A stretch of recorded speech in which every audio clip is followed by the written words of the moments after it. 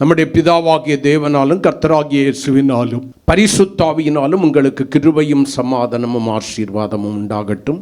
இன்றைக்கு கர்த்தருடைய வார்த்தையை நாம் தியானிக்க போகிறோம். யோவான் எழுதின சுவிசேஷம் 5ஆம் அதிகாரம் அதனுடைய 35வது வசனத்தை வாசிக்கலாம். அவன் என்கிற இடத்துல யோவானை வைத்துக் கொள்ளுங்கள். யோவான் எரிந்து பிரகாசிக்கிற விளக்காயிருந்தான். நீங்களும் சில காலம் அவன் வெளிச்சத்திலே, அவன் எரிந்து பிரகாசிக்கிற விளக்காயிருந்தான். அந்த விளக்கிலிருந்து வெளிப்படுகிற வெளிச்சத்திலே களிகூற மனதாயிருந்தீர்கள். மறுபடியும் சொல்லுகிற, அவன் எரிந்து பிரகாசிக்கிற விளக்காயிருந்தான்.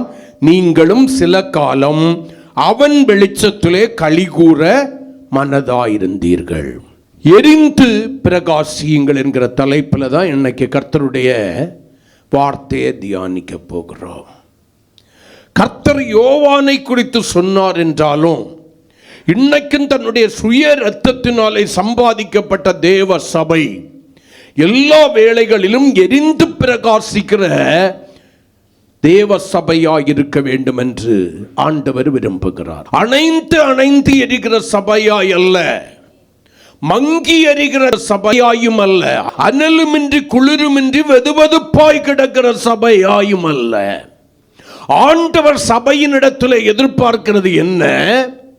உங்கள் வெளிச்சம் அநேக பேருக்கு பிரகாசமாக இருக்கும்படிக்கு முதலாவது தேவ சபையாராகிய நீங்கள், ஒவ்வொரு வாலிபன், ஒவ்வொரு கன்னிகை, ஒவ்வொரு சகோதரன் சகோதரி எல்லாம் எரிந்து பிரகாசிக்கிற விளக்காய் இருக்க வேண்டும். எரிந்து பிரகாசிக்க வேண்டும். அல்லேலூயா. அப்பதான் நம்முடைய பிரகாசத்துக்கு அநேக பேர் களி கூறத்தக்கதாக, இருளில் இருக்கிற ஜனங்களும் எனக்குள்ளாயிருந்து பிரகாசிக்கிற அந்த பிரகாசத்தின் ஒளியை அடையாளம் கண்டு ஆண்டவராகிய இயேசு கிறிஸ்துவின் இடத்திலே வரத்தக்கதாக நான் பிரகாசிக்கிற விளக்காய் மாறுவேன். அல்லேலூயா. எரிந்து பிரகாசியுங்கள். எரிந்தா போதாது. இன்னைக்கு நிறைய விளக்கு எரிகிறது, ஆனா என்ன இல்ல? பிரகாசம் இல்லாத ஒரு விளக்கா இருக்கு. சபைகள் எரிந்து கொண்டிருக்கிறது, ஆனால் என்ன இல்ல? பிரகாசம் இல்ல. ஆண்டவர் எரியுங்கள் என்று மட்டும் சொல்லல, எரிந்து கொள்ளுகிற நீ பிரகாசிக்க வேண்டும். உள்ளத்திலிருந்து அந்த வெளிச்சம் உண்மையாய் மற்றவர்களுக்கு பிரயோஜனப்படும்படி வெளியே வரணும்னு ஆண்டவர் விரும்புகிறார். அல்லேலூயா. ஏசாயா தீர்க்க தரிசன புஸ்தகம் 60ஆம் அதிகாரம் 1வது வசனம் முதல் 3 வரையிலான வசனங்களில் வாசிக்கும் போது ஆண்டவர் தம்முடைய தீர்க்க தரிசியாகிய ஏசாயாவை கொண்டு தீர்க்க தரிசனமாய் சொன்னார். வாசிக்கலாம். எழும்பி பிரகாசி, உன் ஒளி வந்தது, கர்த்தருடைய மகிமை உன்மேல் உதித்தது. இதோ இருள் பூமியையும் காரிருள் ஜனங்களை மூடும். ஆனாலும் இந்த பூமியையும் உலகத்தையும் காரிருள் மூடினாலும், உலகத்தின் ஜனங்களை காரிருள் மூடினாலோ உன்மேல் என்ன நடக்கும்? கர்த்தர் உதிப்பார். ஆமென் சொல்லுங்களேன். அல்லேலூயா. கர்த்தர் உதிப்பார், அவருடைய மகிமை உன்மேல் காணப்படும். உன்மேல கர்த்தர் உதிச்சிட்டாருன்னா நீர் எழும்பி பிரகாசிக்கத்தக்கதாக கர்த்தருடைய மகிமை உன்மேல் காணப்படும். உன் வெளிச்சத்தினிடத்திற்கு ஜாதிகளும், உதிக்கிறவனுடையதான ஒளியினிடத்திற்கு யார் கடந்து வருவார்களா? ராஜாக்களும் கடந்து வருவார்கள். அல்லேலூயா. அல்லேலூயா. எதற்காக தேவன் நம்முடைய வாழ்க்கையில் அந்த பிரகாசத்தை தந்திருக்கிறார்? எதற்காக கர்த்தர் சபையின் மேல் உதித்திருக்கிறார்? சபை எல்லா வேளையிலும் என்ன பண்ணணும்? எரிந்து பிரகாசிக்க வேண்டும் என்பதற்காக. சபையின் தலைவராகிய கிறிஸ்து பிரகாசிக்கிற சூரியன். சபை என்ன? சந்திரன். சந்திரனுக்கு வேலை என்ன? ஒரு செல்போனில் சார்ஜ் ஏறுறது போல, ஒரு இன்வெர்டர்ல சார்ஜ் ஏறுறது போல சூரியனாகிய இயேசு கிறிஸ்துவினிடத்திலிருந்து அவருடைய பிரகாசத்தை பெற்றுக்கொண்டு உலகத்திலே பிரகாசிக்கிறவர்களாய் மாற வேண்டும்.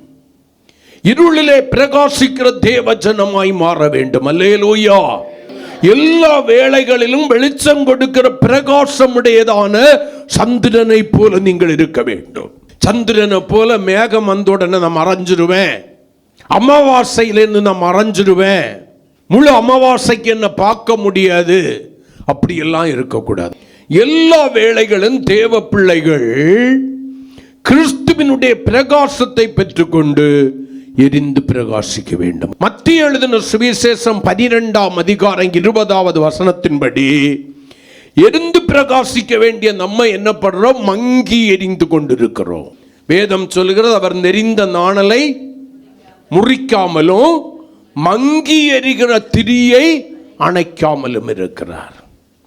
ஆண்டவர் நினைச்சா ஒரே ஊதா ஊதி என்ன பண்ணிடலாம்? அணைத்து போட்டு விடலாம். ஆனா ஆண்டவர் திரும்ப திரும்ப திரும்ப திரும்ப தன்னுடைய சுய இரத்தத்தினாலே சம்பாதித்து கொண்ட சபைக்கு வாய்ப்பு கொடுத்து கொண்டே இருக்கிறார். எப்படியாக நீ பிரகாசிக்கிறவனாய் மாற வேண்டும், எப்படியாக நீ வெளிச்சம் கொடுக்கிற பிரகாசம் உள்ளவளாய் மாற வேண்டும் என்பதுதான் தேவனுடைய விருப்பம். ஆகையினால்தான் அணைந்து போகத்தக்கதாக மங்கி எரிகிற உன்னை கூட அணைத்து போடாதபடிக்கு மறுபடியும் எரிந்து பிரகாசிக்கத்தக்கதான வாய்ப்பை கொடுத்து யோவானை போல இந்த உலகத்தின் பணிவிடை ஓட்டம் முடியும் வரையிலையும் நீ எரிந்து பிரகாசிக்கிற நல்ல விளக்காய் இருக்க வேண்டும் என்றுதான் கர்த்தர் உன்மேல் உதித்து கொண்டிருக்கிறார். கரங்களை கொட்டி கர்த்தரை மகிமைப்படுத்துவோமா? ஹல்லேலூயா, ஹல்லேலூயா. தேவ பிள்ளைகள் புரிந்து கொள்ள வேண்டும், தேவ ஜனம் அதை புரிந்து கொள்ள வேண்டும். அநேக பேர் மங்கி எரிய ஆரம்பிச்ச உடனே என்ன சொல்லிடுவாங்கன்னா, என்னுடைய ஆவிக்குரிய வாழ்க்கை முதிர்ச்சி அடைய ஆரம்பித்து விட்டது, என்னுடைய ஆவிக்குரிய வாழ்க்கையின் முதிர்ச்சி என்னை மங்கி எரிய ஆரம்பித்து விட்டிருக்கிறது. இல்லை, முதிர்ச்சி வர வர வர காலேப் சொன்னது போல 40 வயதுல இருந்த பலன் 80 வயதுல அப்படியே இருக்கு. குறையல்ல, அபிஷேகம் குறையல்ல, வல்லமை குறையல்ல, பிரகாசிக்கிற பிரகாசம் குறையல்ல, ஏது ஒன்றும் குறையாதபடிக்கு தேவன் தம்மிடத்திலே என்னை எடுத்துக்கொள்ளும் வரையிலும் சேர்த்துக் கொள்ளும் வரையிலும் உலகத்திலே சுடர்களை போல பிரகாசிக்கும்படி ஆண்டவர் என்னை விளக்காய் வைத்திருக்கிறார். நாம் வெட்டி விளக்காயெல்லாம் இருக்கக்கூடாது, கடமைக்காக எரிகிறதான விளக்காய் இருக்கக்கூடாது. எல்லா வேளையிலிருந்தும் தேவன் என்னிடத்தில் எதை பார்க்கிறார்? அதிக பிரகாசத்தை எதிர்பார்க்கிறார், அதிக பிரகாசத்தை எதிர்பார்க்கிறார். உன் வீட்டில் நீ பிரகாசம் உள்ள விளக்காய் இருந்துச்சுன்னா அங்க எதுக்கு இடம் இல்லை தெரியுமா? இருளுக்கு இடம் இல்லை. ஒரு சபையில நீ பிரகாசிக்கிற விளக்கா மாறிட்டேன்னா சபைக்குள்ளால இருளுக்கு இடம் இல்லை. இருள் என்பது எதை குறிக்கிறது? பாவத்தின் அதிகாரியாகிய பிசாசையும் பாவத்தையும் குறிக்கிறது. எந்த ஒரு மனுஷனுக்குள்ளால மனுஷிக்குள்ளால பிரகாசிக்கிறதான விளக்கு எரிந்து பிரகாசித்துக் கொண்டிருக்கிறதோ அங்க இருளுக்கு இடமே இல்லை. விளக்கினுடைய மொத்த வேலை என்ன தெரியுமா? இருளை அகற்றி போடுதல். ஆனா மங்கி எரியறதுனால ஒரு பிரயோஜனம் இருக்கான்னு கேட்டா இல்ல. அது என்ன பண்ணிருது? இருக்கிற வெளிச்சத்தையும் மாற்றி இடர பண்ணுகிற விளக்காய் மாறி போகிறது. நானும் பிரகாசிக்கிறேன் என்று சொல்லுகிறோம், ஆனா உண்மையிலே எரிந்து பிரகாசிக்கிறோமோ என்று கேட்டால் அதுக்கு ஆன்சர் இல்லை. நம்ம விரும்பினா என்ன பண்ணும்? பிரகாசம் வரும். நம்ம விரும்பலைன்னா இருக்கிற பிரகாசம் என்ன பண்ணிரும்? மங்கி எரிய ஆரம்பிச்சு. அது என் விருப்பத்தை பொறுத்தது. ஆவியானவர் என்னை முழு கட்டுப்பாட்டிற்குள்ளாய் நடத்துவதை பார்க்கலாம். நான் என்னுடைய ஆவியானவரை முழு கட்டுப்பாட்டுக்குள்ளால வைக்க விரும்புகிறேன். ஆவியை அடக்கி கொள்ளாதவன் மதிலிருந்த பட்டணத்திற்கு ஒப்பாய் இருக்கிறான். அதனால தான் ஆவியை என்ன பண்றேன்? அடக்குறேன். அட பாவி, அது பரிசுத்த ஆவியானவரை அடக்குவதை குறித்து சொல்லல. உனக்குள்ளால இருக்கிற இச்சையின் ஆவியை நீ அடக்கணும், இல்லைன்னா மதிலிடிந்த பாதுகாவலற்ற பட்டணமா மாறிடுவ. உனக்குள்ளால இருக்கிறதான பொறாமையின் ஆவிய, உனக்குள்ளால இருக்கிற எரிச்சலின் ஆவிய, உனக்குள்ளால இருக்கிற பெருமையின் ஆவிய, உனக்குள்ளால இருக்கிற மதிகேட்டின் ஆவிய, உனக்குள்ளால இருக்கிற துணிகரத்தின் ஆவிய, உனக்குள்ளால இருக்கிற கோல் சொல்லுதலின் ஆவிய, இதையெல்லாம் கர்த்தருக்கு ஸ்தோத்திரம் நீ அடக்கணும்னு தான் வேதம் சொல்லுதே தவிர, உன்னை அடக்கி ஆண்டு தேவனுடைய சாயலுக்கு ஒப்பான சாயலாய் உன்னை மாற்றுவதற்கு உனக்குள்ளால வாசம் செய்து கொண்டிருக்கிற பரிசுத்த ஆவியானவரை அல்ல நீ அடக்க வேண்டியது. நேரம் பார்த்து இடம் பார்த்தெல்லாம் அவரை அடக்கிடக்கூடாது, மங்கி எறிய ஆரம்பிச்சிடும். தொடர்ந்து கர்த்தருக்கு ஸ்தோத்திரம் அதை மங்கி எறிய ஆரம்பிச்சுன்னா ஆண்டவரே ஊதி என்ன பண்ணிடுவாரு, அணைத்து போட்டு விடுவார். இது உன்னால ஒருபோதும் எரிய முடியாது. இனி உன்னுடைய பிரகாசம் ஒருபோதும் யாருக்கும் பிரயோஜனமாகிறாது. ஆகையினால நீ எத்தனையோ வாய்ப்பை நான் உனக்கு கொடுத்தேன். மங்கி எறிந்து கொண்டிருக்கிற உன்னுடைய வாழ்க்கைய பிரகாசிக்கும் விளக்காக மாற்றி பார்த்தேன், வாய்ப்பு கொடுத்தேன். நீ ஒவ்வொரு தடவையும் கர்த்தருக்கு ஸ்தோத்திரம் என்ன பண்ணுன, மறுபடியும் மறுபடியும் மங்கி எறிய ஆரம்பித்து விட்டாய். ஒவ்வொரு முறை நான் உன்னை பிரகாசிப்பேன் என்று நினைக்கிறாய். ஆனால் நான் என்ன பண்ணிடுவேன் தெரியுமா, கடைசியில் விலகி விடுவேன். முற்றிலுமாய் உன்னுடைய பிரகாசத்தை இழந்து போவாய்.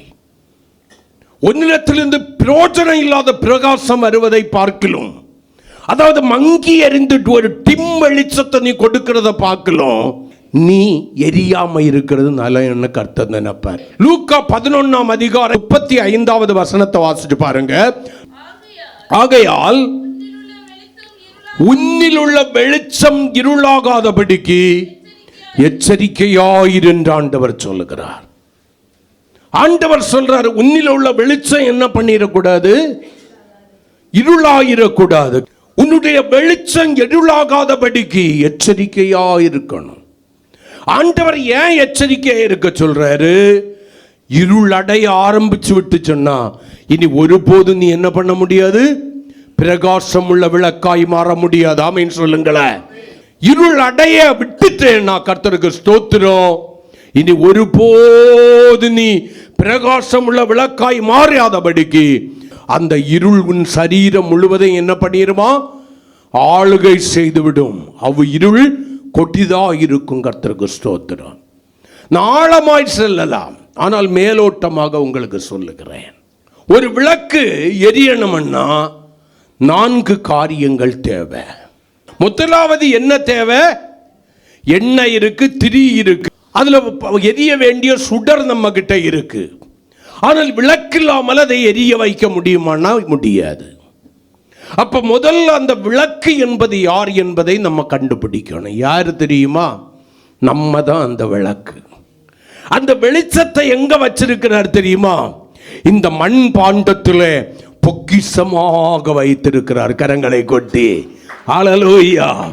கிதியோனுடைய நாட்களில் நல்ல கவனிங்க, பந்தம் எங்கே இருக்கிறது, மண்பானைக்குள்ளா இருக்கிறது.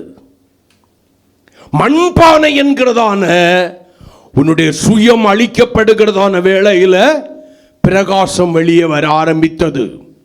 300 பேருடையதான பந்தங்கள் ஒருமித்து எரிந்ததான வேளையில சத்துருக்களுக்குள்ளாய் பயங்கர கலக்கம் உருவாயிற்று. கரங்களை கொட்டி கர்த்தரை மகிமைப்படுத்துவோமே.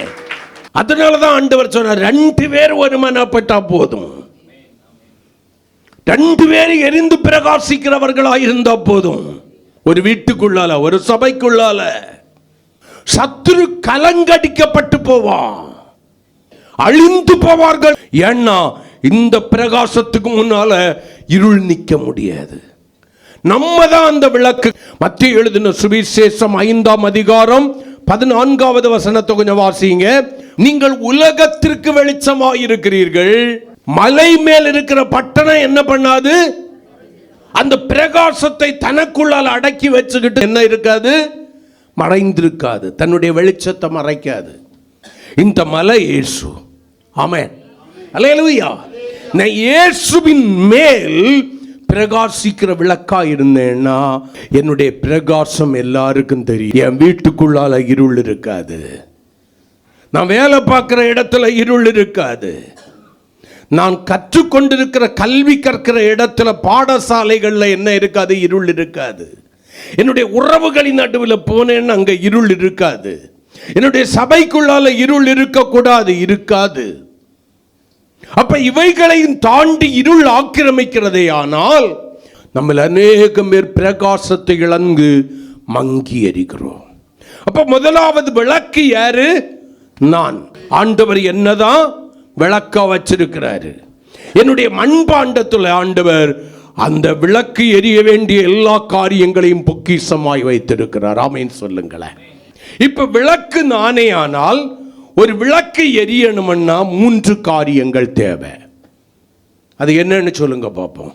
முதலாவது மேலே எரிகிறதான சுடர் தேவை. சுடர். எண்ணெயும் இருக்கு, திரியும் இருக்கு. ஆனா சுடர் இல்லைன்னா விளக்கு எரியுமா? எரியாது. நல்லா கவனிங்க. இரண்டாவதாக அந்த விளக்கு எரியணும்னா என்ன தேவை? ஒரு திரி தேவை. இப்ப சுடரும் இருக்கிறது, எண்ணெய் இருக்கிறது, விளக்கு நானும் இருக்கிறேன்.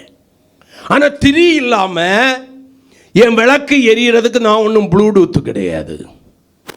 இங்க தட்டி விட்ட உடனே அங்க இருக்கிற ஸ்பீக்கர் பாட ஆரம்பிக்காது. ஆமென். இன்னைக்கு ஸ்பீக்கர்ல மட்டும் இல்லை, சவுண்ட் சிஸ்டத்தில் மட்டும் இல்லை, நிறைய காரியத்தில் அது வந்தாச்சு. அப்ப வெறும் சுடரும் வெறும் திரியும் அல்ல, அதுக்குள்ளால என்ன வேணும்? எண்ணெய். அப்ப எனக்குள்ளால 3 காரியங்கள் இருக்கணும். இப்ப நான் கீழே இருந்து மேல வாரேன். எண்ணெய் இருக்கணும், கர்த்தருக்கு ஸ்தோத்திரம். திரி இருக்கணும், கர்த்தருக்கு ஸ்தோத்திரம். அவைகள் 2ஐயும் எரிய செய்கிற சுடர் இருக்க வேண்டும். இந்த 3ம் எனக்குள்ளாய் இருந்தாதான் நான் பிரகாசிக்கிற விளக்காய் மாறுவேன். அல்லேலூயா. ஆண்டவர் சொன்னது போல, யோவான் எரிந்து பிரகாசிக்கிற விளக்காய் இருந்தது போல, நானும் பிரகாசம் குன்றாத மங்கி எரியாத எல்லா வேளைகளிலும் பிரகாசித்து எரிகிற விளக்காய் மாறுவேன். ஆமென். முதலாவது சுடர், கர்த்தருக்கு ஸ்தோத்திரம். இந்த சுடர் எதை குறிக்கிறது? என்னுடைய ஆண்டவராகிய இயேசு கிறிஸ்துவை குறிக்கிறது. ஆமென். அல்லேலூயா. எனக்குள்ளால யார் இருக்கணும்? என் ஆண்டவராகிய இயேசு கிறிஸ்து என்கிற சுடர் இருக்கணும். எப்படி பாஸ்டர் இயேசுவ சுடர் என்று சொல்லுகிறீர்கள் என்று கேட்டா, யோவான் எழுதின சுவிசேஷம் 1ஆம் அதிகாரம் அதனுடைய 9வது வசனத்தை கொஞ்சம் வாசிங்க. உலகத்திலே வந்து எந்த மனுஷனையும் பிரகாசிக்கிற ஒளியே. நல்லா கவனிங்க. உலகத்தில் வந்து எந்த மனுஷனையும் பிரகாசிப்பிக்கிற ஒளியே என்னை பிரகாசிக்க செய்கிற அந்த மெய்யான ஒளி. அப்ப சுடர் என்பது இயேசு என்று சொன்னேன். ஆமென். அந்த இயேசுவுக்கு நான் இடம் கொடுத்தேன்னா மட்டும்தான் கர்த்தருக்கு ஸ்தோத்திரம். நல்லா கவனிங்க, நல்லா கவனிங்க, நான் பிரகாசிக்கிற விளக்கா மாற முடியும். சிலர் என்ன பண்ணிடுவாங்க? ஜீவனை கொடுத்த இயேசுவை விட்டுருவாங்க, விசுவாசத்தை வச்சுக்கிடுவாங்க, ஆவியானவரை வச்சுக்கிடுவாங்க. எதுக்கு எடுத்தாலும் ஆவியானவர். ஆமென். இயேசு இல்லாமல் ஆவியானவர் எங்கிருந்து வந்தார்? அவர் ஜீவனை குடித்து உயிர்த்தெழுந்து பரலோகம் போன பின்புதான் யாரை அனுப்பினார்? தேற்றரவாளனாகிய பரிசுத்த ஆவியானவரை சபை பிரகாசிக்கும்படி அனுப்பினார். ஆமென் சொல்லுங்களேன். எடுத்ததுக்கெல்லாம் ஆவியானவரை பிடிச்சு வச்சுக்கிட்டு, ஆவியானவர் தான் உயிர் கொடுத்தது போல சொல்லிக்கிட்டு இயேசுவை அவாய்ட் பண்றாங்க சிலர். இது ஒரு கேட்டகரி. நம்முடைய வாழ்க்கையில பிதா, குமாரன், பரிசுத்தாவி என்கிறதான திரியேக நாமத்திற்குரிய சொந்தக்காரர்கள் நம்ம. ஒருவரும் சேரக்கூடாத ஒளியிலே வாசமாயிருந்தவர் மனுஷ சாயலாகி மனுஷனாக அடிமையின் ரூபம் எடுத்து இயேசு என்கிற பெயரிலே உலகத்திலே வந்தார், மனுக்குலத்தின் பாவத்தை சுமந்து தீர்க்க. அந்த இயேசு மனுக்குலத்தினுடைய பாவத்தையும் அக்கிரமத்தையும் சாபத்தையும் சுமந்து மரித்து அடக்கம் பண்ணப்பட்டு தாம் சொன்னபடியே 3ஆம் நாளிலே உயிரோடு கூட எழுந்தார். மரணத்தையும் பாதாளத்தையும் சாத்தானையும் ஜெயித்தார். மரணத்தின் அதிகாரியாகிய சாத்தானையும் ஜெயித்து மரணத்தின் கூரை ஒடித்து இயேசு உயிரோடு கூட எழுந்தார். ஆமென், அல்லேலூயா. அவர் பரலோகத்துக்கு போகும்போது சீசர்களிடத்தில் சொல்லிட்டு போனாரு, பிதாவின் வாக்குத்தத்தம் நிறைவேறும் வரை நீங்க எங்க காத்திருங்க? எருசலேமில் காத்திருங்கள். நான் போறேன், ஒரு தேற்றரவளாகிய ஆவியானவரை உங்களுக்குள்ள அனுப்புவேன். அப்படி இயேசு சபையை போதித்து சீர்படுத்தி பாவம், நீதி, நியாய தீர்ப்பை குறித்து கண்டித்து உணர்த்துவதற்காக அவரால் அனுப்பப்பட்ட சபையை கிறிஸ்துவின் சாயலுக்கு ஒப்பான சாயலாய் மாற்றுகிறவர் தான் பரிசுத்த ஆவியானவர். நம்ம பிதாவையும் விட்டுறக்கூடாது, இயேசுவையும் விட்டுறக்கூடாது, பரிசுத்த ஆவியானவரையும் விட்டுறக்கூடாது. நாம் முப்பிரி நூல் அறாது என்று சொன்ன பிரமாணத்தின்படி திரியேக தேவனுடைய சொந்த ஜனம். ஆமென். அப்ப என்னை பிரகாசிப்பிக்கிற சுடர் எது? இயேசு. அவரே சொன்னார், உலகத்திலே வந்து எந்த மனுஷனையும் பிரகாசிப்பிக்கிற மெய்யான ஒளியே அந்த ஒளியாக்கிய இயேசு. இப்ப 5வது வசனத்தை கொஞ்சம் வாசிங்க. அந்த ஒளி என்ன பண்ணுகிறது? இருளிலே பிரகாசிக்கிறது. இருளானது அந்த ஒளியை என்ன பண்ணல? கிறிஸ்துவை பற்றி கொள்ளவில்லை. அப்ப இயேசு என்கிற ஒளி எனக்குள்ளால இருக்குன்னா நல்லா கவனிங்க, இருள் என்னை பற்றி கொள்ளக்கூடாது. நான் இருளுக்கும் இருளின் அதிகாரியாகிய பிசாசிற்கும் விலக்கி என்னை பாதுகாத்துக் கொள்ளப்பட வேண்டிய ஒரு கட்டாயத்திற்குள்ளாய் நான் இருக்கிறேன். அது எப்பேற்பட்ட பாவமாய் இருக்கலாம். சின்ன பாவம் தான் செய்கிறேன் அப்படின்னு நீங்க நினைச்சிடக்கூடாது. சின்ன பாவமானாலும் சரி, பெரிய பாவமானாலும் சரி, உங்களுக்கு பாதிப்பை மிகப்பெரிய அளவில் கொண்டு வந்துவிடும். ஒரு சின்ன பாவம் தான் பெரிய பாவமாக உங்களுக்குள்ள வளர ஆரம்பிக்கிறது. நீங்கள் இனங்கண்டு அதை விட்டு விலகவில்லை என்றால் அது முழுமையும் உங்களை ஆக்கிரமித்து விடுகிறது. பாவமும் கேன்சரும் ஒன்று. ஆரம்பத்தில் தன்னை வெளிப்படுத்தவே படுத்தாது. அது ஒரு மனுஷனுடைய சரீரம் முழுவதை ஆக்கிரமித்த பின்புதான் நான் உள்ளால இருக்கிறேங்கிறதே வெளிப்படுத்தும். முதல் stage, second stage, third stage. Third stage போயிட்டோம், முடிஞ்சிச்சு.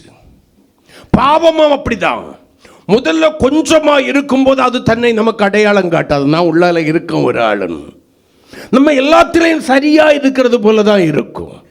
ஜெபம் நடக்கும், வேத வாசித்தல் நடக்கும், ஆராதனை நடக்கும், நம்முடைய நல்ல கவனிங்க, எல்லா காரியங்களும் நடக்கும்.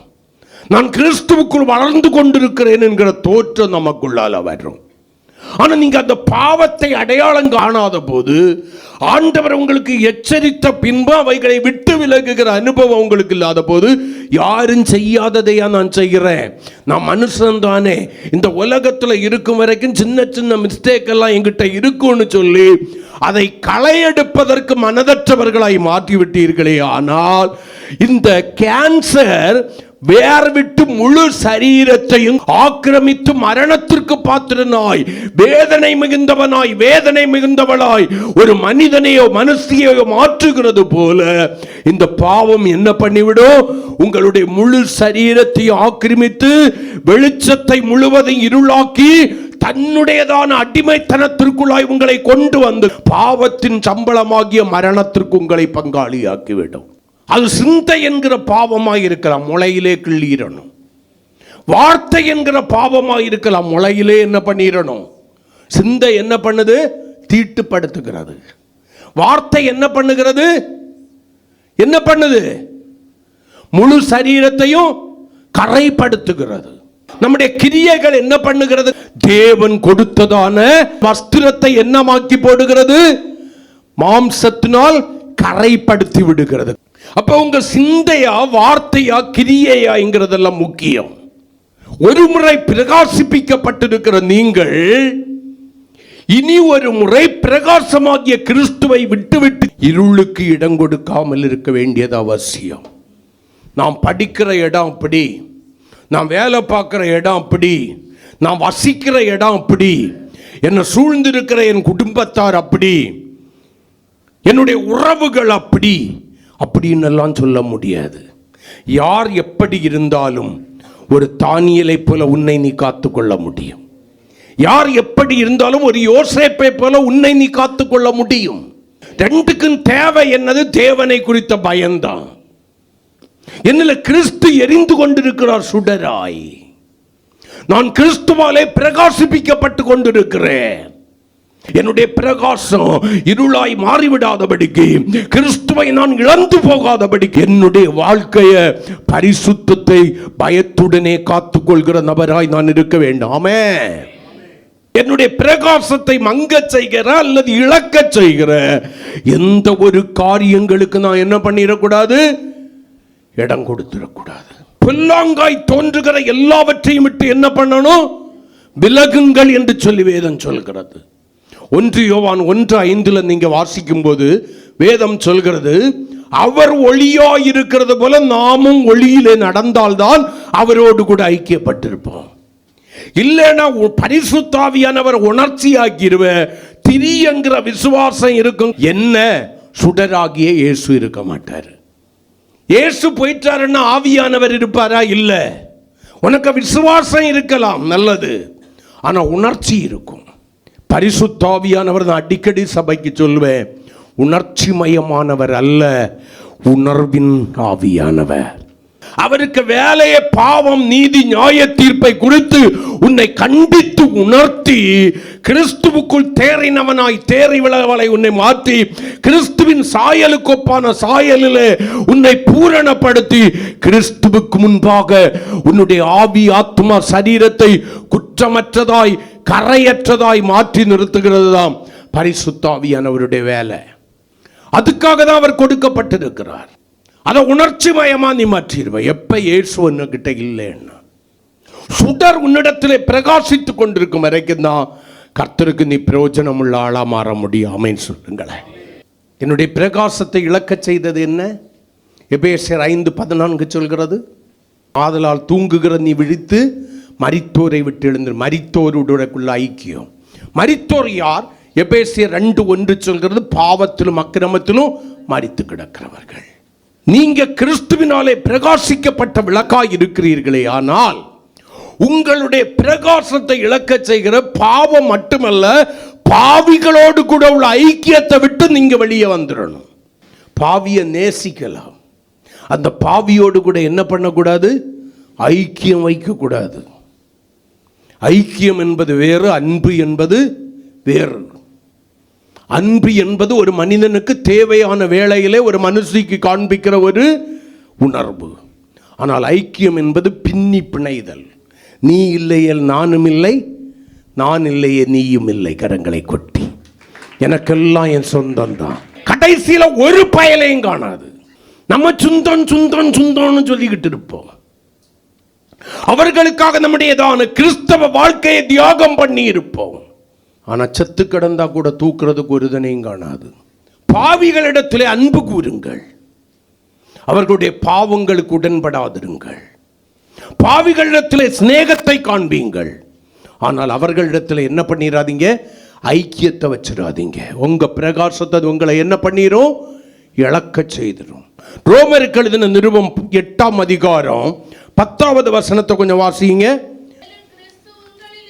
மேலும் சுடராகிய கிறிஸ்து உங்களில் இருந்தால், சரீரம், கிறிஸ்துவின் ஆலயமாக இருக்கிற சரீரம் பாவத்தின் நிமித்தம் மரித்ததாயும், ஆவியானது நீதி நிமித்தம் ஜீவன் உள்ளதாயும் இருக்கும். கரங்களை கொட்டி, சரீரம் இப்ப என்ன பண்ணிட்டு? பாவத்திற்கு மரித்து போய்விட்டது. இனி பாவம் என்னுடைய சரீரத்தை ஆளுகை செய்யாதபடி சுடராகிய கிறிஸ்து எனக்குள்ளாய் என்னை பிரகாசிக்க பண்ணும்படி எரிந்து கொண்டிருக்கிறபடியினால, ஆமே, என்னுடைய பரிசுத்தத்தை என்ன பண்ணுவேன்? தெய்வ பயத்துடனே பூரணப்படுத்துவேன். கரங்களை கொட்டி, என்னிலே எரிந்து கொண்டிருக்கிற இயேசு துக்கப்படும்படியாக நான் எந்த ஒரு காரியத்தை நினைக்க மாட்டேன், பேச மாட்டேன், செய்ய மாட்டேன். என் தேவனுடைய சித்தத்திற்கும் திட்டத்திற்கும் மீறி எவ்வளவுதான் லாபமான காரியத்திற்கும் என்னை நான் விட்டு கொடுக்க மாட்டேன். அல்லேலூயா, ஆமென். எல்லா வேளைகளிலும் ஆண்டவருடையதான சுடர் என் மேல் இயேசு பிரகாசித்துக் கொண்டிருக்கிறார். நான் பிரகாசிக்க வேண்டிய விளக்கு மங்கி எறிந்து விடவும் கூடாது, பிரகாசத்தை இழந்து விடவும் கூடாது என்கிறதான எச்சரிக்கை உணர்வுள்ளவர்களாக நம்ம வாழ்ந்து கொண்டிருப்போம். கரங்களை கொட்டி கர்த்தரை மகிமைப்படுத்தக்கூடாதா? அல்லேலூயா. இரண்டாவது என்ன சொன்னேன்? விளக்கு நான் இருக்கிறேன், எனக்குள்ளால சுடராகிய இயேசு இருக்கிறாரு, ஆனால் திரி தேவை. இந்த திரி என்பது எதை குறிக்கிறது? கிறிஸ்துவின் மேல் நான் வைத்திருக்கிறதான நம்பிக்கையின் விசுவாசத்தை குறிக்கிறது. கரங்களை கொட்டி ஹல்லேலூயா.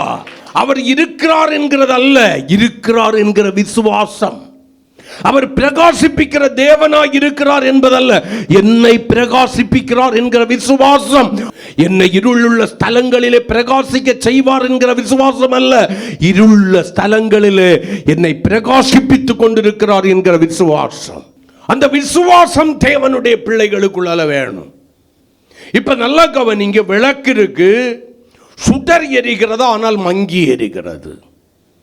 எண்ணெய் இருக்கிறது, ஆனால் என்ன ஆகிவிட்டது? இதற்கு காரணம் என்ன?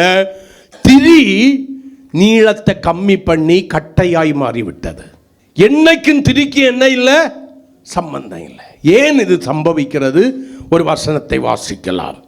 1 தெசலோனிக்கேயர் 3ஆம் அதிகாரம் 10வது வசனத்தை கொஞ்சம் வாசிக்க. அப்போஸ்தலனாகிய பவுல் தெசலோனிக்கேய சபைக்கு சொல்லுகிற ஒரு காரியம் 3:10, உங்கள் முகத்தை கண்டு உங்கள் விசுவாசத்தின் குறைவுகளை நிறைவாக்கும் பொருட்டு இரவும் பகலும் மிகவும் வேண்டிக் கொள்கிறோமே. ஆமே. உங்க முகத்தை பார்க்கணும்னா, உங்க முகத்தை எதற்காக நான் பார்க்கணும்?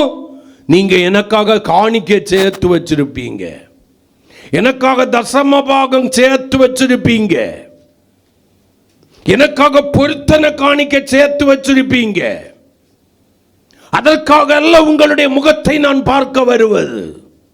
உங்களுடைய முகத்தை சபையே நான் எதுக்காக வர்றேன்னா, நீ எரிந்து பிரகாசிக்க கூடாதபடிக்கு உனக்குள்ளால இருக்கிற விசுவாச குறைவை மாற்றுவதற்காக வருகிறேன். ஆமென். எப்படியாக உனக்குள்ளால விசுவாசம் இருக்கிறது இல்லைன்னு இல்லை, விசுவாசத்தை குறித்து பேசுகிறாய், விசுவாசிக்கிறாய், ஆனா உன்னுடைய விசுவாசம் எப்படிப்பட்டதாய் இருக்கிறது? பிரகாசிக்கத்தக்கதான பூரண விசுவாசத்தின் நிறைவில்லாம குறைவுபட்டு கிடக்கிறது. சபையே குறைவுபட்டு கிடக்கிறது, பிரகாசிக்க முடியல. ஒரு பக்கத்துல பூரண விசுவாசம் இருக்கிறது போல யோசிக்கிற, மறுபக்கத்துல ஒருவேளை விசுவாச குறைவு, ஆண்டவர் செய்யாம போனா விசுவாச குறைவு, இது இப்படி நடந்துருமோ விசுவாச குறைவு. எந்த ஒரு பிரகாசிக்க வேண்டிய தேவனுடைய பிள்ளைக்குள்ளால விசுவாச குறைவு இருக்கிறதோ, நீ அவ்விசுவாசம் என்று நான் சொல்லல, விசுவாசம் இல்லைன்னு சொல்லல, திரி இருக்கு. ஆனா திரி என்ன பண்ணுகிறது? தன்மேல் எரிந்து கொண்டிருக்கிற சுடர மங்கி எரியத்தக்கதாக தன்னுடைய அளவை குறைத்து கொண்டதாமே. நீங்கள் விசுவாசத்துல பலம் உள்ளவர்களாய் இருக்கணும். விசுவாசத்தின் முழுமை உங்களுக்குள்ளால இருக்கணும். நான் சொல்லுவேன், கண்ணை மூடிக்கிட்டு நம்பலான்னா என் ஆண்டவரை மட்டும்தான். விசுவாசித்தால் தேவனுடைய மகிமையை காணும்படி செய்வார்.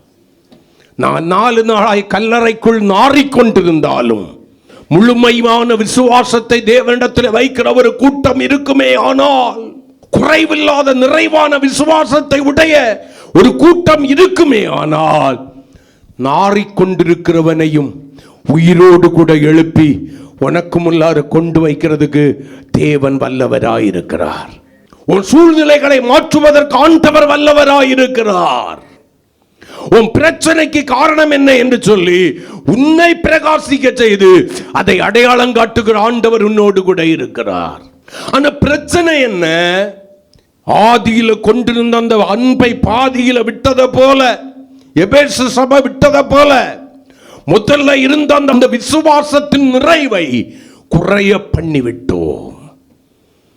விசுவாசத்தின் நிறைவு இருக்கும் போது மலை போல வருவதெல்லாம் நான் பனியாக கண்டு ஜெயித்தேன். இன்னைக்கு விசுவாசம் குறைவுபட்ட போது குன்றாய் இருக்கிற காரியங்களை பார்த்து மலை என்று நான் நினைத்து கொண்டிருக்கிறேன். விசுவாசம் எனக்குள்ளாய் முழுமை பெற்றிருந்த போது, நிறைவாய் இருந்த போது, நான் அக்கினியை எளிதாய் கடந்து சென்றேன். அல்லேலூயா. ஆனால் விசுவாசம் குறைவுபட்ட போது வெயில பார்த்து ஐயோ அக்கினி போல இருக்கே என்று பயந்து கொண்டிருக்கிறேன். பெரிய பெரிய பிரச்சனைகளை எல்லாம் என்னுடைய விசுவாசத்தின் நிறைவை கொண்டு எளிதாய் ஜெயித்த நான், என்னுடைய விசுவாசத்தில் இருக்கிற குறைவின் நிமித்தம் பிரகாசத்தை இழந்து முடங்கி கிடக்கிறேன். மகிமையை காண முடியவில்லை. விசுவாசித்தால் பாக்கியவதி. அப்ப விசுவாசித்தால் பாக்கியவான். அது என்ன விசுவாசம்? குறைவற்ற நிறைவான விசுவாசம். நாங்கள் ஆராதிக்கிற தேவன் எங்களை தப்புவிக்க வல்லவராயிருக்கிறார். அவர் விடுவியாமற் போனாலும் அது விசுவாசத்தின் முழுமை. தப்புவிப்பா. தானியேல் ஏன் தன்னை சிங்கத்தின் வாய்க்கு தப்பு வச்சாருன்னு சொல்றான் தெரியுமா? நான் விசுவாசித்தேன். நான் விசுவாசித்திருந்தவர் என்ன அந்த சிங்கத்திற்கு வாய்க்கு என்ன பண்ணல? ஒப்பு கொடுக்கல. அவ்வளவு விசுவாசம் அவனுக்கு. நம்மளை போல முழங்கால் போடி இட்டுக்கிட்டு நடக்குமா நடக்காதான்னு சொல்லிக்கிட்டு எழும்பி எழும்பி பார்க்கல. விசுவாசம் விசுவாசம்னு மற்றவங்க கிட்ட வாய்க்கிளிய பேசிக்கிட்டு சொந்த வாழ்க்கையில எதை குறித்து விசுவாசத்துல முழுமை இல்லாம இல்ல.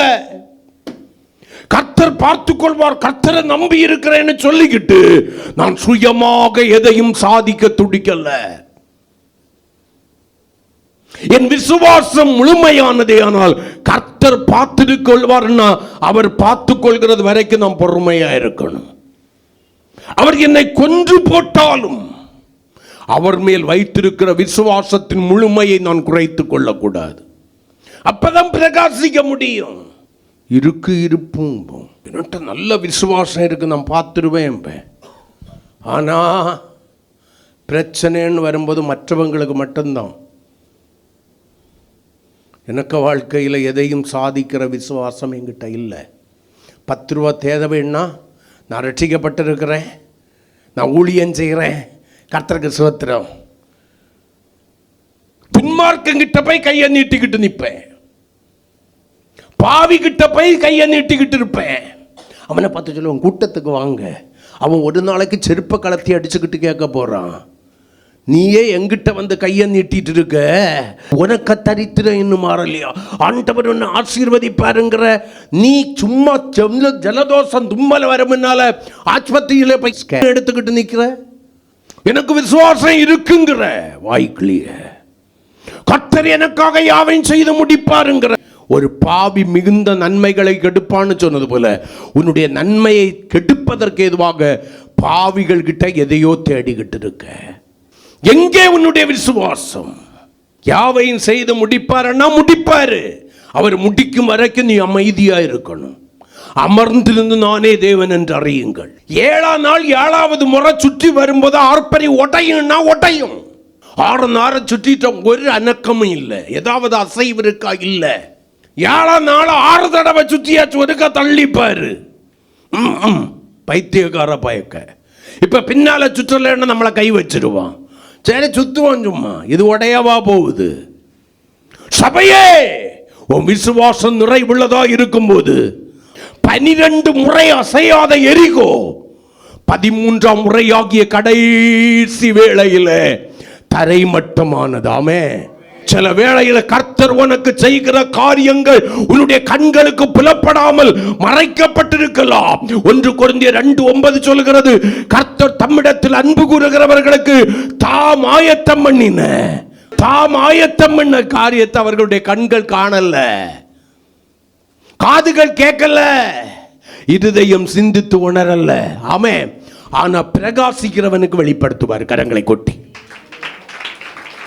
மங்கி எறிகிறவனுக்கு அல்ல, விசுவாசத்திலே குறைவுள்ளவனுக்கு அல்ல, சுடரை மங்கி எறிய பண்ணுகிறவனுக்கு அல்ல, விசுவாசத்தின் பூரண நிச்சயத்தை வைத்திருக்கிறவனுக்கு. விசுவாசத்தின் பூரண நிச்சயம் என்று சொல்லி வேதம் சொல்லுகிறது. செய்வாரு. ஒருவேளை செய்யலாம போயிட்டாருன்னா, அவருக்கு வல்லம குண்டி போச்சோன்னா அவர் சொல்லுவார் உடனே, ரட்சிக்க கூடாதபடிக்கு என்னுடைய கை குறுகி போகவும் இல்லை, கேட்கக்கூடாதபடிக்கு என்னுடைய செவி இயேசுவின் நாமத்தினாலே போ சாத்தானே. தலைவலியே இயேசு குணாக்குவாரு, சோத்திரம் ஆண்டவரே சோத்திரம். ஒரு பாராசிட்டமோலே ஒரு டோலாவை எடுத்து கையில் வச்சுக்கிட்டு சோத்திரம் ஆண்டவரே, இந்த மாத்திரையை கிளையாத்தின் பிசுந்தையில மாற்றம் ஆண்டவரே இயேசுவே, நான் இதை தின்ன உடனே தலைவலி மாறணும். இதுக்கு நீ சொல்லாமலே இருந்திருக்கலாமே. முதல்ல அதை தூக்கி போட்டுட்டு போக வேண்டியதானே.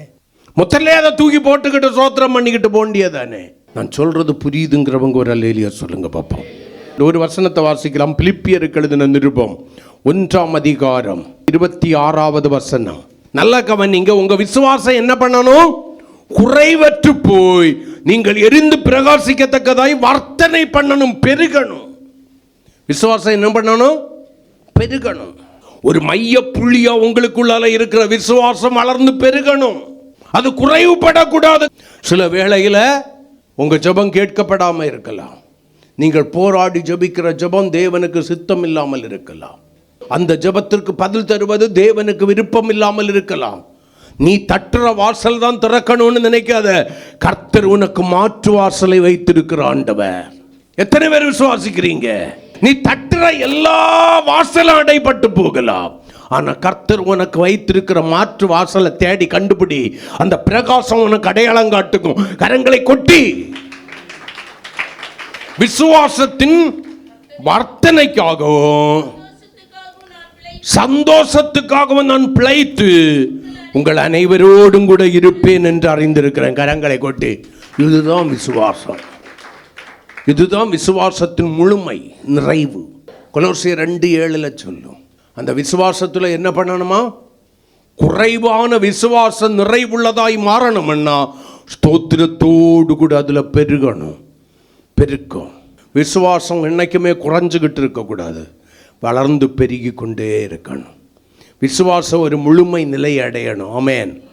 அப்பதான் பிரகாசம் சரியான பிரகாசமாய் மங்காத பிரகாசமாய் இருக்கும். எல்லாருக்கும் கூட சேர்ந்து நீயும் சிங்கி அடிக்க கூடாது. ஆளு பார்த்தெல்லாம் சேர்ந்து சிங்கி அடிக்க கூடாது. அவங்க அப்படி சொல்றாங்க, அந்த சேர்ந்துக்கிடுவோம். இவங்க இப்படி சொல்லுவாங்க, இப்படி சேர்ந்துக்கிடுவோம். ஆளு பார்த்து ஒன்று, ஆளு காணாம ஒன்று. விசுவாசம் இருந்துடக்கூடாது. எல்லா வேலையிலையும் சொல்லணும், கர்த்தர் பார்த்து கொள்வார். எனக்கு விசுவாசம் இருக்கு. அவர் பார்க்காம போனாலும் கர்த்தருக்கு சோத்திரம். அது ஆண்டவருக்கு சித்தம் இல்லை. எனக்காக போராட ஒருவர் இருக்கும்போது நான் எதற்காக போராடணும்? எனக்காக காரியங்களை நடப்பிக்க ஒருவர் இருக்கும்போது நான் எதுக்காக முன்னே நிற்கணும்? நான் பின்னால நின்னுக்கிறேன், அவர் பார்த்துக்கிடுவார். அல்லேலூயா. ஆண்டவருக்கு சித்தம் இல்லாத காரியத்தில் போய் என்ன பண்ணிட்டு இருக்கக்கூடாது? சாதிச்சே ஆவேன்னு நின்னேன்னா கடைசியில் மொத்தமாக என்ன பண்ணிடுவார்? கைவிட்டுடுவார். அப்படி இங்கே தோற்று போனவங்க தான் அதிகம். உன் பிரகாசத்தை இழக்க காரணம் விசுவாசத்தின் குறைவாகிய திரி நீளத்தை குறைத்து கொள்ளுதல். ஜாக்கிரதையாயிரு. பவுலை போல சொல்லு, நான் விசுவாசித்திருக்கிறவர் இன்னார் என்று அறிவேன். அதுக்கு கூட இதையும் சேர்த்துக்க, அதன் காலங்களிலே சகலவற்றையும் நேர்த்தியாய் செய்வார், காலம் தவறாமல் செய்வார். விசுவாசிக்கிறவங்க மட்டும் கரங்களை கொட்டி ஒரு அல்லேலூயா சொல்லி சோத்திரம் பண்ணுங்களேன். மூணாவது ஒரு காரியம். இப்போ விளக்கு இருக்கு, சுடர் இருக்கு, திரி இருக்கு. விளக்கு இருக்கு, சுடராகிய இயேசு இருக்கிறாரு, திரியாகிய விசுவாசத்தின் முழுமை இருக்கிறது. மூன்றாவது மிகவும் ஒன்று, இந்த சுடரை எரிந்து பிரகாசிக்க செய்யத்தக்கதாய் இந்த திரி எங்க போய் நிற்கணும் தெரியுமா? எண்ணெயில மூழ்கி இருக்க வேண்டும். கரங்களை கொட்டி. ஆமே. அப்ப மூணாவது விளக்கு எரிந்து பிரகாசிக்கணும்னா தேவை எண்ணெய் தேவை. இது பரிசுத்தாவியின் அபிஷேகத்தின் நிறைவை குறிக்கிறது. இன்னைக்கு அநேக பேருக்கு அபிஷேகம்னா அலர்ஜி. அது நமக்கு வேண்டாம். நம்ம விருப்பத்துக்கெல்லாம் வாழ முடியாது. இன்னும் சிலருக்கு அபிஷேகம் என்கிறது கடமைக்காக. அல்லேலூயா.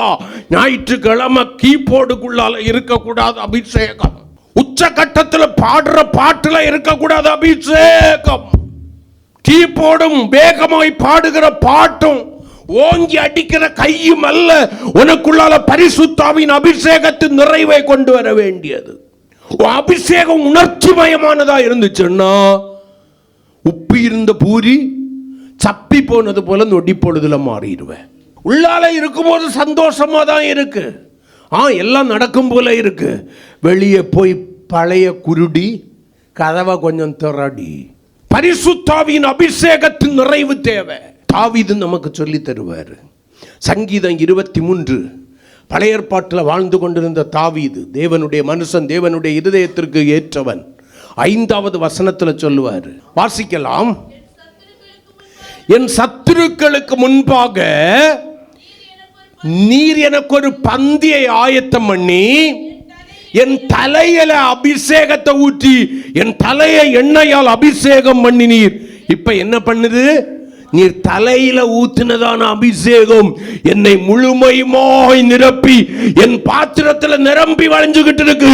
நிறைவான அபிஷேகம் எல்லா வேளையிலும் அபிஷேகத்தில் நிரம்பி இருக்கிறது, உணர்ச்சியில இல்ல. யாரையாவது பார்த்த உடனே சோத்திரம் வேஷம் போடாத. அது உன்னை பரலோகத்துக்கு கொண்டு போக செய்யாது. வேஷம் போட்டா இருக்கிற பிரகாசத்தையும் இழந்து போயிருவ. சிம்சோனை போல ஆவியானவர் விலகினதை அறியாம எப்பவும் போல எழும்புவேன் சாதிப்பேன்னு நினைக்காத. நீ வழி விலக ஆரம்பித்த போது உன்னுடைய அபிஷேகத்தின் நிறைவு குறைவுபட ஆரம்பித்து விட்டது. நீ பிரமாணத்தை மீறும் போதே உன்னுடைய அபிஷேகத்தின் நிறைவு குறைவுபட ஆரம்பித்து விட்டது. குறைவுபட்ட அபிஷேகம் உன்னை விட்டு கடந்து சென்று விட்டது. மங்கி எரிகிற ஒரு அனுபவம். கொஞ்சோண்டு எண்ணெய் இருக்கு, கொஞ்சோண்டு அபிஷேகம் இல்லை. அந்த நிறைவான அபிஷேகம் தான் உன்னை பரலோகத்துக்கு கொண்டு போகும். நீ எந்த அளவுக்கு எரிந்து பிரகாசிக்கிறியோ அந்த அளவிற்கு தேவனுடைய ராஜ்யமாகிய கிறிஸ்துவின் ராஜ்யத்தின் பிரஜையாய் மாறுவாய். பிரகாசித்துக் கொண்டே இருக்கணும்.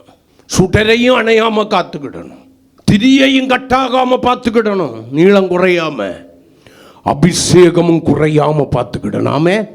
எல்லா வேளைகளிலும் என்ன பண்ணணும்? பாத்திரம் நிரம்பி நிரம்பி நிரம்பி வழிது. எனக்குள்ளால நிரம்பி வழிகிறது. பக்கத்தில் இருக்கிறவனை அசைக்கணும். எனக்குள்ளால நிரம்பி வழிஞ்சோன்னா நான் பக்கத்தில் இருக்கிறவனை பார்க்க மாட்டேன். அவன் கையும் கட்டிட்டு நிற்கிறான், நம்மளை தப்பாக நினைச்சிருப்போம். எப்போ எனக்கு ஃப்ரெண்டுங்க எல்லாம் கேவலமாக பேசுவாங்க, வேண்டாம் அதங்க இருக்கட்டும், கொஞ்சம் அடங்கி. நம்ம ஞாயிற்றுக்கிழமை கொஞ்சோண்டு எடுத்து விடலாம். அதுவும் பாஸ்டர் துதின்னு சொன்னான், இல்லைன்னா அதை அப்படியே வச்சுருவோம். சிலருக்கு சில சமயம் வரும் பார்க்கணும், அபிஷேகம் எங்கேருந்து வருதுன்னு தெரியாது. ஆனால் சில சமயம் பார்த்தீங்கன்னா செத்த பிரேதம் ஜெயிச்சிரும். இந்த அபிஷேகம் என்ன அபிஷேகம்னு எனக்கு தெரியல. எண்ணெய் அபிஷேகமாகிய பரிசுத்தாவியின் அபிஷேகம் நிறைவா என்கிட்ட இருக்குன்னா என்னை பிரிந்து பிரகாசிக்க செய்யாம விடாது. அது என்னை அசைக்காம விடாது. என்னை சுற்றிலும் இருக்கிறவர்களை அசைக்காம விடவே விடாது. கை கொட்டுறதும் துள்றதும் குதிக்கிறதும் அந்நிய பாஷையை பேசுறதும் தான் அபிஷேகம்னு நினைக்காத. கடந்து கத்துறது அபிஷேகம்னு நினைக்காத. அதெல்லாம் உணர்ச்சியின் மிகுதி. அபிஷேகத்தின் நிறைவு எனக்குள்ளால இருக்குன்னா என்னுடைய விளக்கை எரிந்து பிரகாசிக்க செய்து அநேக இருளில் இருக்கிறவர்களை வெளிச்சத்திற்குள்ளாய் நடத்தி முடிவில் அது என்னை மகிமையிலே கொண்டு போய் சேர்க்கும். அபிஷேகத்தை அல்ல தட்டாதீங்க. நீங்க ஞானஸ்நானம் எடுக்கலாம், கர்த்தருடைய பந்தியில பங்கெடுக்கலாம், எல்லா நற்கிரியைகளும் உங்ககிட்ட இருக்கலாம். ஆனால் அபிஷேகத்தின் நிறைவு இல்லைன்னா நீங்கள் பரலோகத்துக்கு போக முடியாது. ஆமென் சொல்லுங்கள. பரிசுத்தாவி உங்ககிட்ட இல்லைன்னா பரலோகத்துக்கு போக முடியாது. பரிசுத்தாவி இருந்தும் விளக்கு எரிந்து பிரகாசிக்கத்தக்கதான அபிஷேகத்தின் நிறைவு இல்லைன்னா நீங்கள் பரலோகத்திற்கு போக முடியாது. மத்திய 25ஆம் அதிகாரம் நமக்கு ஒரு சாட்சி எடுக்கிறது. 1 முதல் 4 வரையிலான வசனங்களை கொஞ்சம் வாசிங்க. அப்பொழுது பரலோக ராஜ்யம் தங்கள் தீவட்டிகளை பிரித்து கொண்டு மணவாளனுக்கு எதிர்கொண்டு போக புறப்பட்ட 10 கன்னிகைகளுக்கு ஒப்பாயிருக்கும். அவர்களில் 5 பேர் புத்தி உள்ளவர்களும் புத்தி இல்லாதவர்களுமாயிருந்தார்கள். புத்தி இல்லாதவர்கள் தங்கள் தீவட்டிகளை சுடர மட்டும் இயேசுவை மட்டும் கொண்டு போனாங்க, எண்ணெயை கூட கொண்டு போகல. என்ன கொண்டு போகல? இயேசு போதும்.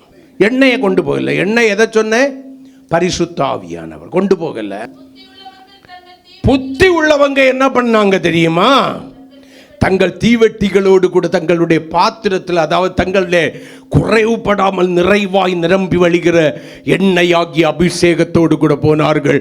மணவாளன் வந்தபோது அவர்கள் உள்ளே பிரவேசித்தார்கள். புரிஞ்சவங்க மட்டும் கரங்களை கொட்டி கர்த்தரை ஸ்தோத்திரம் பண்ணுவோம். அதனாலதான் ரோமருக்கு எழுதின நிருபம் 12ஆம் அதிகாரம் 12வது வசனம் சொல்கிறது, ஆவியில எப்படி இருக்கணுமா? அனலா இருக்கணுமா, கர்த்தருக்கு ஊழியம் செய்யணுமா. ஊழியன்னா தான் பிரகாசிக்கிறதாமே.